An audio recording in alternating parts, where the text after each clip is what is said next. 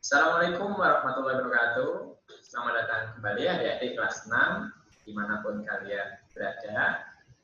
Kali ini kita akan belajar bersama tema 5, ya, khususnya nanti materinya tentang magnet. Ya. Tentu magnet sudah sering di dalam hidup kita, ya, kita temukan. Kalian pernah main benda yang nempel-nempel di pintu kulkas misalkan? Atau ada juga kadang dijual berbentuk mainan, ya, stiker-stiker yang ditempel-tempel semacam itu yang menggunakan magnet, ya. Lalu sebenarnya magnet itu apa sih? Kenapa dia bisa menempel di permukaan lemari es atau kulkas yang itu dari besi, ya. Lalu berikutnya, magnet apakah banyak ragam bentuknya atau bentuknya seperti apa saja? Bagaimana kita manusia bisa menciptakan magnet? Ya, nanti kita akan belajar itu bersama-sama. Yang terakhir, nanti fungsi magnet dalam kehidupan sehari-hari itu apa saja? Yuk kita mulai dari yang pertama. Yang pertama adalah, ya, kita mulai dari asal usul. Jadi magnet pertama kali ditemukan di mana? Oleh siapa? Ya. Jadi magnet itu, kata magnet itu berasal dari sebuah nama daerah di Asia Kecil, ya, namanya adalah Magnesia, ya, merupakan daerah asal muasal batu magnet pertama kali yang ditemukan. Jadi ditemukan sebongkah batu yang batu itu menempel, ya, besi-besi, kemudian ataupun pasir besi dinempel di sana. Itu ditemukannya kapan? Kurang lebih 2000 tahun yang lalu, ya. Karena ditemukannya di Magnesia, akhirnya benda itu disebut dengan hutan magnet. Kalau ditemukannya di Semarang, ya, mungkin namanya bukan magnet, atau di Jakarta atau di mana-mana, ya, kemudian di kota atau di sebuah daerah yang namanya Magnesia, ya. Jadi pertama kali seperti kalian tahu bahwa kadang-kala ada pepatah menuntut ilmu sampai ke negeri Cina. Salah satunya kenapa? Karena bangsa Cina lah yang kadang-kala lebih awal mengembangkan, menemukan sesuatu yang nantinya dipakai oleh bangsa lain termasuk Indonesia. Begitu juga dengan magnet. Jadi Cina lah yang salah satu negara yang awal menggunakan magnet dalam kehidupan sehari-hari. Mereka menciptakan namanya kompas magnetik. Jadi zaman dulu pelayaran itu menggunakan rasi bintang untuk menunjukkan arah utara selatan, ya. Tapi setelah ditemukan magnet, ya, ini juga menambah kemudahan di kehidupan manusia dalam menentukan arah, ya. Misalnya di tengah laut, misalnya di tengah hutan, ya. Inilah salah satu penggunaan pertama, yaitu kurang lebih 1200 tahun yang lalu, ya. Ini di awal penciptaan ditemukannya magnet, kemudian diciptakan menjadi kompas atau penunjuk arah. Lalu bentuk magnet itu apa saja? Yang kalau kita kenal di kehidupan sehari-hari yang kalian bisa beli permainan biasanya berbentuk lingkaran atau berbentuk panjang, gitu, ya. Oke, mungkin sebagian dari kalian ada yang diberi tugas nih oleh Bapak Ibu guru untuk beli magnet satu paket, biasanya dijual di pasaran untuk kepentingan belajar. Sudah ada paket jenis-jenis magnetnya, ya. Nanti kalau kalian punya kesempatan untuk beli, kalian akan lihat secara langsung nih ada magnet batang. Jadi magnet batang itu bentuknya apa, ya? Ya seperti batang, seperti bangun ruang, balok, ya, atau kubus yang kalian pelajari di tema 5 juga. Ada magnet yang bentuknya silinder, maka disebut magnet silinder, ya. Itu bentuknya seperti tongkat bulat, gitu, ya. Ada magnet yang dipakai di kompas tadi, ya, bentuknya apa? Bentuknya adalah magnet jarum. Jarum tahu, ya, ujungnya kan runcing. Nah, magnet ini ujungnya runcing di dua arah, yaitu arah utara dan selatan. Kalian tentu ingat, tentu tahu magnet itu ada dua kutub, utara dan selatan. Ini dibuat runcing di dua sisinya. Nanti seperti apa ya gambarnya bisa dilihat di berikutnya ya. Kemudian ada magnet U ya, otomatis bentuknya U ya, seperti tadi magnet batang bentuknya, kalau magnet silinder bentuknya silinder atau tabung panjang gitu ya. Mudah ini untuk mengingat nama sekaligus mengetahui bentuknya. Magnet cincin ya seperti cincin bulat gitu ya, atau biasanya ada yang menyebutnya juga ring magnet gitu ya. Ada magnet keping ya, ini biasanya menyerupai kayak logam.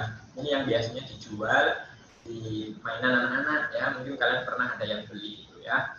Ada magnet tapal kuda, jadi mirip kayak magnet U, tapi kedua sisi ujung ini agak berdekatan. Kalau kalian pernah lihat sepatu kuda seperti itu ya, maka ada disebut sepatu kuda ya. Oke, ini jenis magnet. Berikutnya, kalian pernah mainan magnet untuk nempel, untuk ngambil pasir si, kemudian untuk ada klip atau paku, logam-logam, koin ya, dibuat mainan.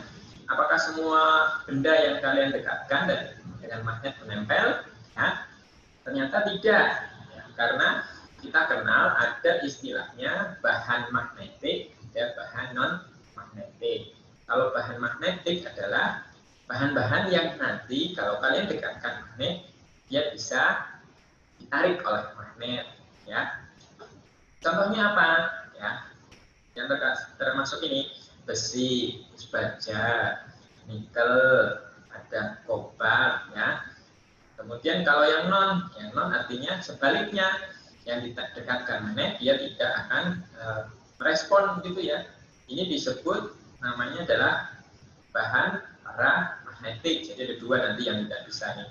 Paramagnetik ini yang tengah-tengah nih, dia lemah sifatnya, bisa ditarik tetapi tidak sekuat yang pertama. Contohnya apa? Aluminium dan platina. Coba aja nanti kalau punya magnet di dapur ibu kalian kan ada itu panci segala macam, deketin. Sebenarnya itu nempel tapi lemah sekali. Saking lemahnya mungkin kalian tidak bisa merasakan. Oke, ada bahan yang berikutnya dari yang non magnetik, yang terakhir adalah dia magnetik. Ya. Kalau dia magnetik itu ditolak ya, atau dia tidak memiliki karakter bisa ditarik oleh magnet. Misalnya seng, kemudian bismut gitu ya. Ini semuanya logam, tetapi dari masing-masing jenis logam ini memiliki karakteristik yang berbeda-beda gitu ya. Oke, ini tentang bahan magnetik dan non magnetik. Nah, ini contoh tadi yang magnet dipakai di bangsa Cina untuk kompas, kurang lebih bisa gambarnya seperti ini ya. Oke, kemudian kutub magnet, kita akan berbicara kutub magnet dan medan magnet. Ini ada gambar di sebelah kanan layar HP kalian atau layar komputer atau layar gadget yang kalian gunakan untuk melihat video ini. Ini gambar medan magnet ya. Ada utara, ada selatan, jadi membentuk pola semacam ini ya.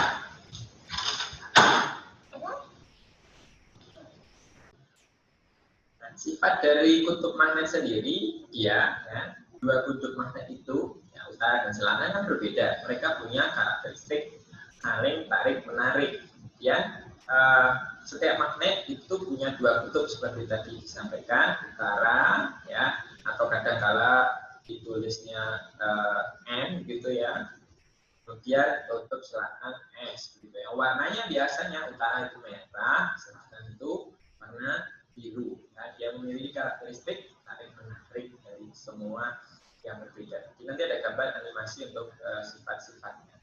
Ini misalnya sifat-sifat kutub magnet. Kalau kutub tidak senama, tarik menarik tidak senama, utara dengan selatan atau selatan dengan utara, seperti kalian lah, antara laki-laki dan perempuan ya, itu kan punya karakteristik saling tertarik, suka, rasa suka itu muncul lawan jenis ya. Oke, sebaliknya kalau yang sejenis ya, utara dengan utara, selatan dengan selatan, dia karakteristiknya tolak menolak. Misalnya laki-laki dengan laki-laki, perempuan dengan perempuan, itu kan tidak terjadi tarik menarik dalam hal secara khusus ya, meskipun kita punya teman laki-laki, punya teman perempuan, ya. Oke, ini sifat-sifat kutub magnet sangat mudah diingat. Sejenis itu tolak menolak, tidak sejenis atau tidak senama itu tarik menarik. Kemudian bagaimana sih manusia membuat magnet? Tadi kan awalnya adalah di daerah di Asia Kecil ditemukan batu magnet. Setelah itu kan manusia ingin mengembangkan karena manusia ingin menggunakan atau memanfaatkan magnet, sifat magnet itu untuk kehidupan sehari-hari. Maka manusia mengembangkan cara untuk membuat magnet. Cara pertama adalah dengan menggosokkan. Ya, jadi ada magnet yang digosokkan ke benda lain, yaitu logam. Ya, yang putih ini logam. Ya, yang atasnya adalah magnet. Jadi digosok-gosokkan secara berulang-ulang, secara teratur, terus-menerus, maka besi dan baja yang sifatnya tadi magnetik, masih ingat ya, sifat tadi, dia akan berubah menjadi magnet juga. Cara berikutnya adalah menggunakan arus listrik. Jadi dengan menggunakan arus listrik biasanya disebut elektromagnetik. Kelistrikan kan elektronik, jadi elektromagnetik. Jadi caranya apa?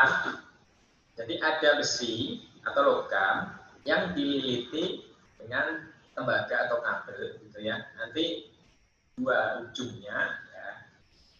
ujung sini dialiri listrik atau dimasukkan ke batu baterai, gitu ya, sumber arus, ya.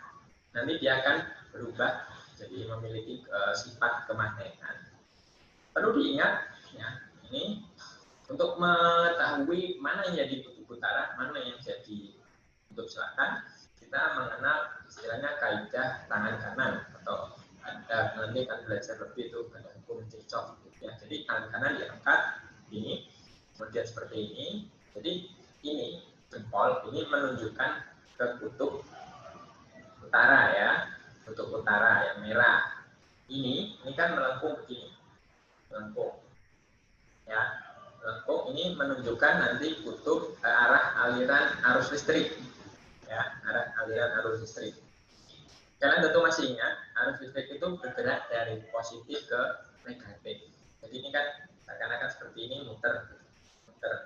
Nah, ini nanti bisa dipraktekkan, sambil kalian bisa praktekkan. Coba perhatikan di gambar di sini, ini batu baterai, ya, batu baterai, aki gambarnya. Di situ ada warna merah dan warna hitam. Biasanya juga kalau kalian lihat kabel itu ada merah dan hitam. Merah ini simbol dari positif, jadi alirannya ke arah sini, naik, terus muter. Nah, muter ke sini, muter berarti sesuai dengan tipe yang ini, yang arah jari atau arah I, arah arus listrik. Ya. Kemudian jempol dia akan menunjukkan arah kutub apa ini tadi, utaranya. Berarti otomatis lawannya, seberangnya itu kutub selatan, atau warna yang biru biasanya untuk kutub selatan, merah untuk kutub utara. Oke, mungkin suatu saat kalian bisa praktek ini, sederhana sekali ya. Yang berikutnya ada cara induksi.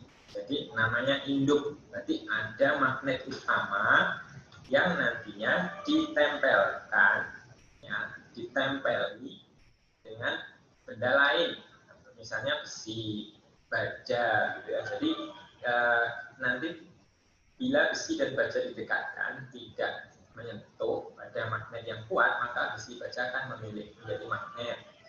Jadi nanti kalian bisa praktek juga, kalau kalian punya magnet besar, misalkan ditempeli logam, nanti ujung logam sini ditempelkan atau didekatkan dengan jarum, dengan klip, nanti ikut menempel. Dia berarti berubah besi tadi jadi magnet. Tetapi nanti sifatnya sementara, ketika ini dijauhkan, ya, atau nanti hilang beberapa menit, ketika ini lepas, dia akan hilang sifat kemagnetannya, karena memang sementara sifatnya. Kalau induknya hilang, nah ini sifat kemagnetannya hilang. Ya, bumi juga memiliki sifat magnet tadi. Kenapa kompas bisa dijadikan penunjuk arah? Karena bumi memiliki sifat kemagnetan. Nah, ini.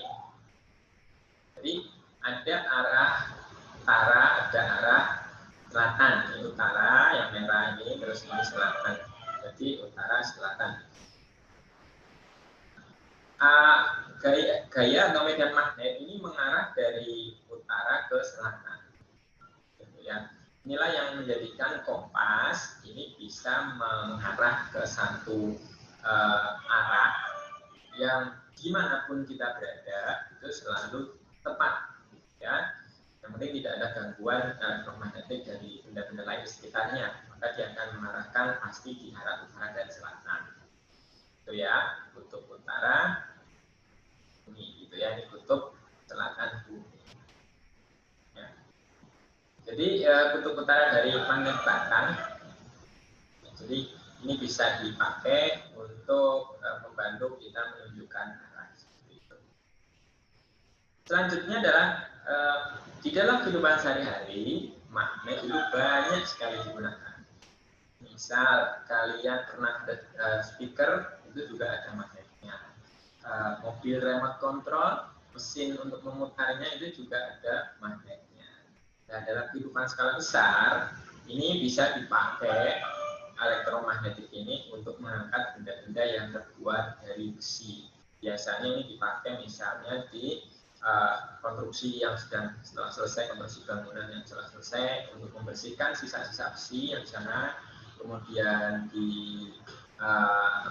tempat pembuangan sampah yang sampah-sampah di sana banyak kandungan besinya, biasanya pakai alat-alat angkat dengan menggunakan sistem elektromagnetik.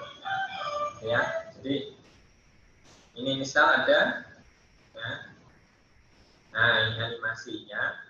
Misalnya untuk menghancurkan mobil bekas sehingga dia tidak memakan ruang untuk dibuang, ya, ini diangkat dengan menggunakan alat semacam ini, ya. Animasinya ini juga mengandalkan atau menggunakan sistem elektromagnetik.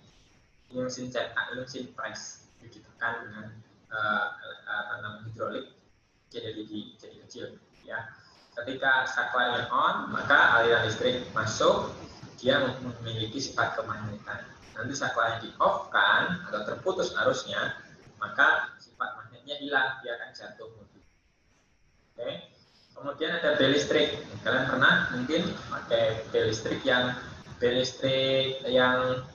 tempo dulu, ya. Dia sistemnya menggunakan magnet juga. Magnet di sini ada baterainya, ada saklarnya, komponen-komponen saklar bel listriknya, kemudian ada jangkar besi lunak, ya, ini yang mengubah dan menyambung dan memutuskan. Ada elektromagnetik. Nah, jadi cara kerjanya itu bagaimana? Cara kerjanya adalah jika saklarnya ditekan, maka arus listrik akan mengalir, ya, membuat sistem elektromagnetik yang berfungsi sehingga menarik pemukulnya. Setelah memukul gongnya di sini, kalian juga bisa baca redaksinya di deskripsi itu, ya. Sederhana, pemukulnya memukul, kemudian jangkar lunak ini bergerak sehingga arus listrik otomatis terputus. Karena terputus, dia punya sifat kayak per. Akhirnya dia balik ke awal, nyambung listriknya, akhirnya jadi magnetik, ketarik lagi, pemukulnya memukul gong, terputus lagi, dan begitu terus seterusnya sehingga bunyi bel akan kita dengar, ya, sampai nanti ketika saklarnya di off kan, maka baru selesai bunyinya, gitu, ya. Oke, materi tentang magnet itu sudah selesai. Semoga adik-adik semua bisa memahami. Tadi magnet awalnya ditemukan di Asia Kecil, di Magnesia. Kemudian magnet memiliki dua kutub utara dan kutub selatan. Ya. Arah arus medan magnetnya adalah dari utara ke arah selatan. Kemudian punya sifat, ya. Ini kaitannya dengan kutub sejenis atau senama, dia akan tolak-menolak, ya. Dan tidak sejenis atau tidak senama, dia akan tarik-menarik. Kemudian ada benda-benda yang sifatnya dia bisa ditarik magnet, dan ada yang tidak atau lemah dan sangat lemah, gitu, ya. Nanti bisa dicek lagi kalau lupa, ya, di video ini. Ya, kemudian penggunaan magnet dalam kehidupan sehari-hari juga sangat banyak. Ya, mungkin kalian akan praktek beberapa, atau kalian nanti di rumah cari saja benda-benda yang menggunakan magnet sebagai contoh. Oh, ternyata banyak ya di kehidupan sehari-hari. Ya, oke, sampai di sini dulu pembelajaran pada bab atau tema kelima kelas 6. Semoga kalian bisa mengambil manfaat dari pembelajaran hari ini. Sampai ketemu lagi di pembelajaran berikutnya. Terima kasih. Assalamualaikum warahmatullahi wabarakatuh.